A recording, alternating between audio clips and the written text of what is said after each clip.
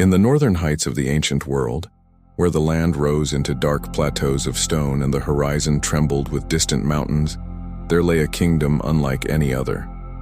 The land was called Bashan, a place of mighty oaks and basalt strongholds, where storms rolled like living spirits and the earth itself seemed ancient and proud. And in that land ruled a king whose name would echo long after his body fell to dust: Og, the giant king of Bashan.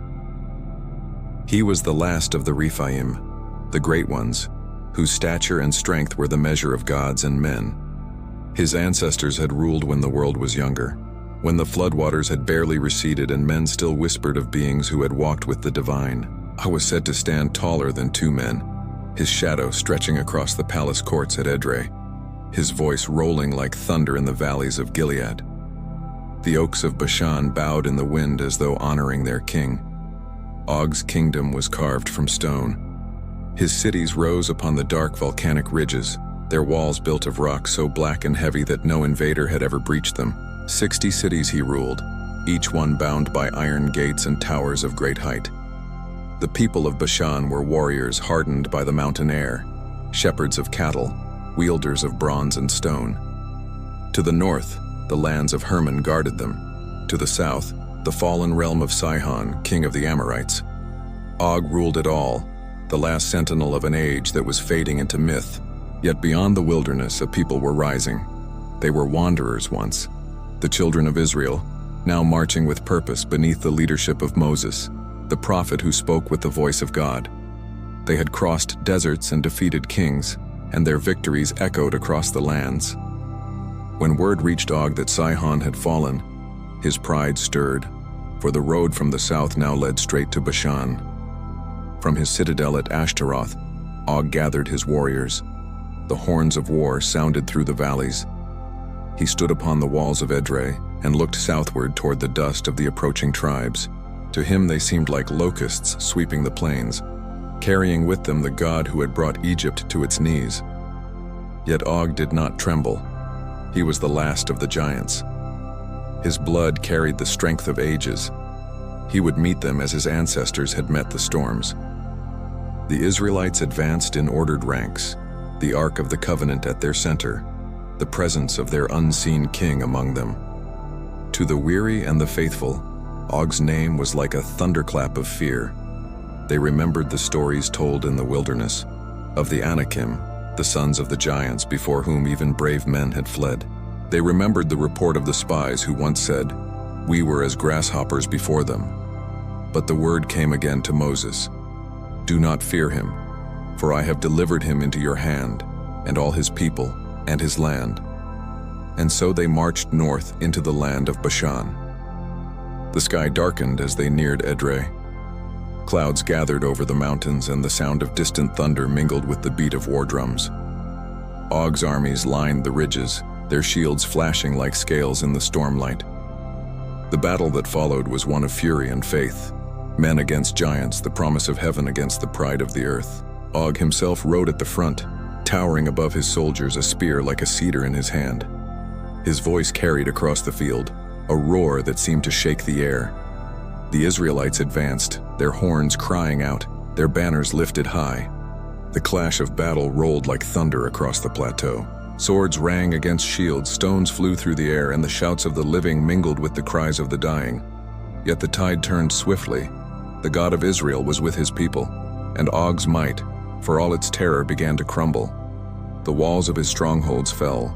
His warriors fled through the rocky passes, their strength no match for a nation carried by divine command. The battle ended not in retreat, but in silence. The silence that follows when an age ends.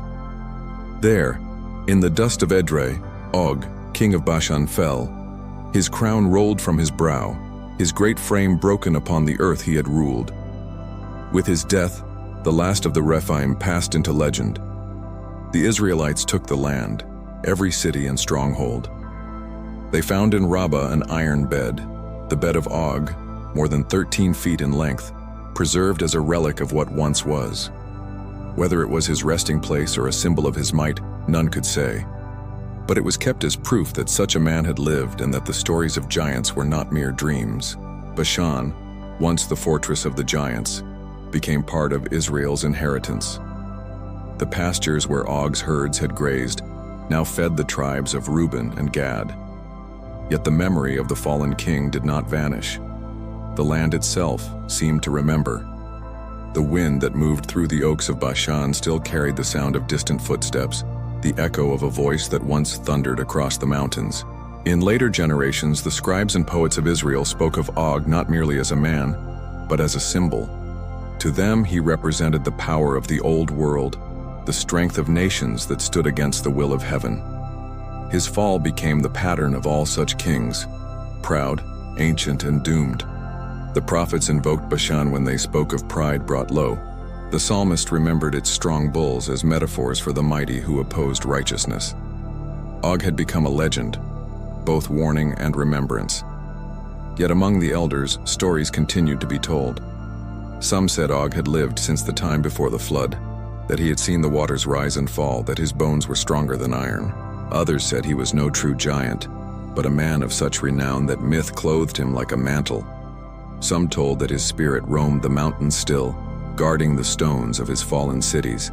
In every tale, truth and legend danced together, inseparable as shadow and flame.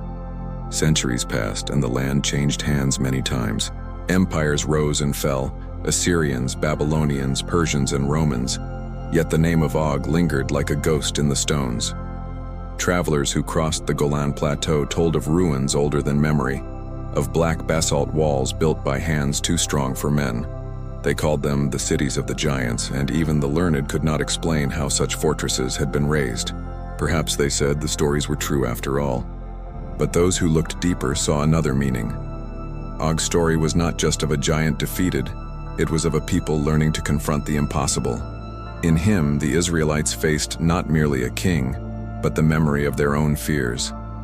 The fear of being too small, too weak, too mortal. His fall marked not just a victory of arms, but a transformation of faith. The wilderness had stripped them of doubt, and Og's defeat sealed that transformation. When the dust of Bashan settled and Moses stood once more before the Jordan, he could look across the water and see the promised land. Behind him lay the broken kingdom of the giant king, and before him, the future of a nation. Between those two worlds, the fallen age of giants and the dawn of a covenant people, lay the meaning of Og's story. For Og's kingdom was not conquered by greater strength, but by belief. The last of the Rephaim fell not to the sword of a hero, but to the faith of a nation that dared to trust in the unseen. And in that moment, myth itself yielded to history. The oaks of Bashan still stand today, ancient and immovable. The hills still rise and the ruins still whisper of an age when giants walked the earth.